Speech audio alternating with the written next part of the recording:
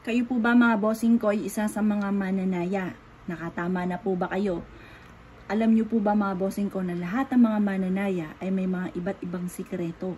At itong mga bossing ko ituturo ko sa inyo ay isa rin sa mga sikreto para makatama ng malaking halagang pera o mas maging magaan ang daloy ng swerte, lalo na sa pera. Ngayon pa mga bossing, kung ikaw ay negosyante, kamusta naman ang negosyo? Lalo na sa panahon ngayon mga bossing, kailangan meron tayong ganito para hindi tayo madali ng mga kamalasan mga bossing ko, yung pagiging matumal mga bossing. Pero sabi nga po nila, at totoo po yan, sa negosyo, weather lang po yan. Minsan ay okay, minsan ay hindi. Pero syempre, gagawa tayo ng paraan para hindi po kayo makaranas ng hindi okay. Dapat laging okay mga bossing.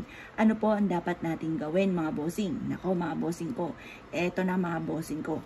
Alam niyo po ba mga bossing ko, ng ang paglalagay ng mga metal mga bossing, lalo na kung nagmula po ito sa lugar ng mga mayayaman tao at ikaw ay naglagay lalo na ng kompas, kagaya nito mga bossing.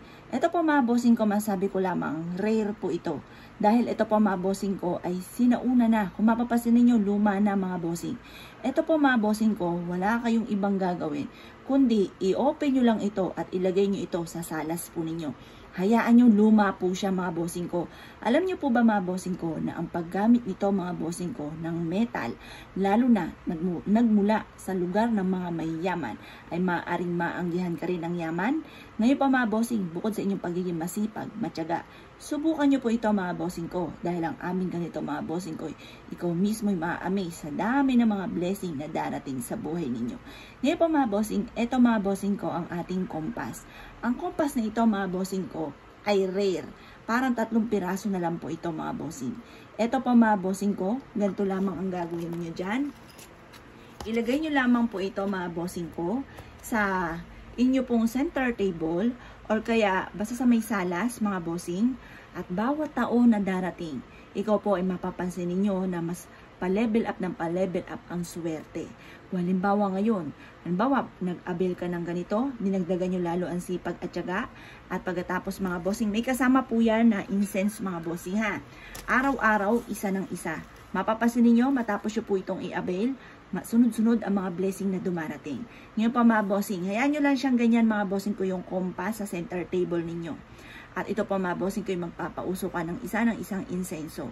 Harap ka sa gawin silangan at paulit-ulit kang magwi-wish. Napakabango ng insenso natin mga bossing. Paulit-ulit kang magwi-wish na maging matagumpay ka, makakamit nyo lahat ang inyong mga pinapangarap, siksik liglig at umaapot, maraming blessing ang darating sa inyo, magkakaroon ka araw-araw na malaking benta, or mananalo ka na limpak-limpak na salapi. Ganon ang mga pag-wish. Huwag kang gagamit kailanman ng sana. Kasi mga gumagamit ng sana, alanganin ka pa dyan, 50-50 pa. Kapag ikaw ay nag-wish, direct to the point, magkakaroon ako ng maraming pera. Ganon ang mga pag-wish na walang gamit na sana, dapat direct to the point. Ito po mga bossing ko. Kung nais yung subukan at nais yung na mag-avail, tumawag ka lamang sa 0948-788-9806 or kaya po sa personal account ko na 0961-097-0191 mga bossing.